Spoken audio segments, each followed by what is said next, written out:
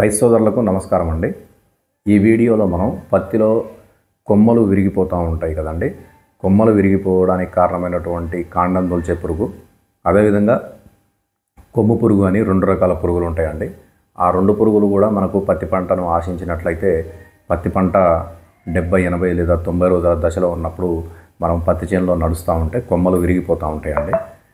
ఎప్పుడైతే మనం మొదటి స్ప్రే కానీ రెండో స్ప్రే కానీ మోనోక్రోటోఫాస్ పిచికారీ చేయకుండా ఉంటామో దాంట్లో ఎక్కువగా ఈ కాండం తొలిచే పురుగు లేదా కొమ్ము పురుగు రావడానికి ఆస్కారం ఉంది.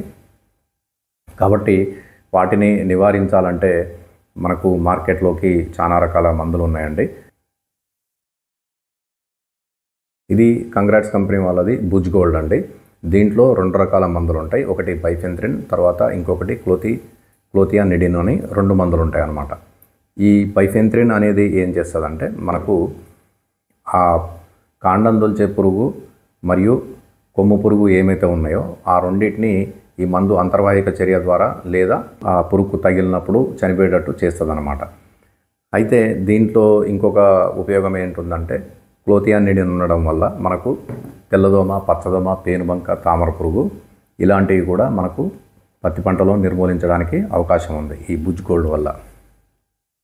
ఇంకొకటి ఇది బుజ్ అండి. దీంట్లో ఒకటే రసాయన మిశ్రమం ఉంటుంది, బైఫెంత్రిన్ అని. ఇది కూడా మనకు ఏ విధంగా పనిచేస్తుందంటే పురుగుకు ఎప్పుడైతే ఈ మందు తగులుతుందో దాని ద్వారా ఆ పురుగు కాండం లోపల ఉన్నది చనిపోవడం జరుగుద్ది.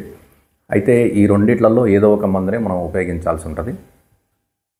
ఈ మందులు ఉపయోగించేటప్పుడు ఏం చేయాలంటే మనకు స్ప్రెడ్డింగ్ ఏజెంట్ లేదా గమ్ అని అంటాం కదండి, దాన్ని కలపడం వల్ల ఏమవుతుందంటే ఆ లేత కొమ్మ ఎక్కడైతే ఉంటుందో దాంట్లో పురుగు ఉండే ఆస్కారం ఉంది. కాబట్టి ఈ మందు గమ్ముతో కలిపి పిచికారీ చేయడం వల్ల ఆ లేత కొమ్మల్లోకి మందు ఇంకి ఆ లోపల ఉన్న పురుగును చంపడానికి అవకాశం ఉంది. ఇంకొకటి రైతులు గుర్తుపెట్టుకోవాల్సిన విషయం ఏంటంటే ఈ కొమ్మ పుచ్చు పురుగు లేదా కొమ్ము పురుగు వచ్చిందనుకోండి, అప్పుడు ఏ అయితే కొమ్మలు విరిగిపోయి ఉంటాయో దాన్ని తినేస్తుందో కాండం లోపల పదార్థాన్ని, దాన్ని మళ్ళీ రికవర్ చేయడం కుదరదండి. ఇరిగిపోయిన కొమ్మలు ఇరిగిపోయినట్టే ఉంటాయి.